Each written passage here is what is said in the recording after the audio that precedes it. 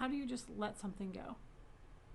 I was talking to a friend the other night, and that subject came up in relation to healing, because we all know we can't heal from things if we're hanging on to them. And it was like, well, that's easier said than done. How do you even do that? And I started to think about it, like, how do you do that? Because I've had to do it, like, multiple times. And I thought about, so The Power of Now, the book by Eckhart Tolle, I told you, is something that I read early on in my healing, and it helped me immensely. And he says, don't create any more suffering for yourself. And of course, by holding on to these things and just letting them live inside of us, we're creating more suffering for ourselves.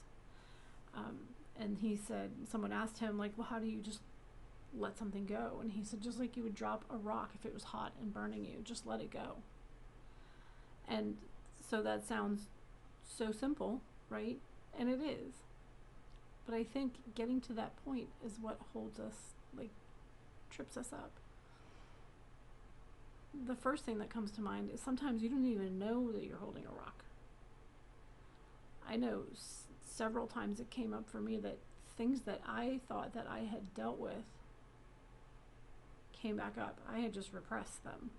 You know, I could talk about it and say this is what happened, but I had never fully processed it. I was just not feeling it. I never really felt it. It was just there, and I never really dealt with it. So sometimes if you don't even know that you are holding that rock, how do you know that that's what's causing your pain, and then you can't let it go because you don't even know you're holding on to it.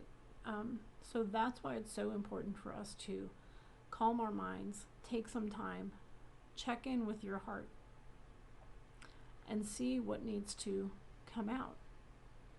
Because it could be causing this low level of just angst and misery that you don't even know.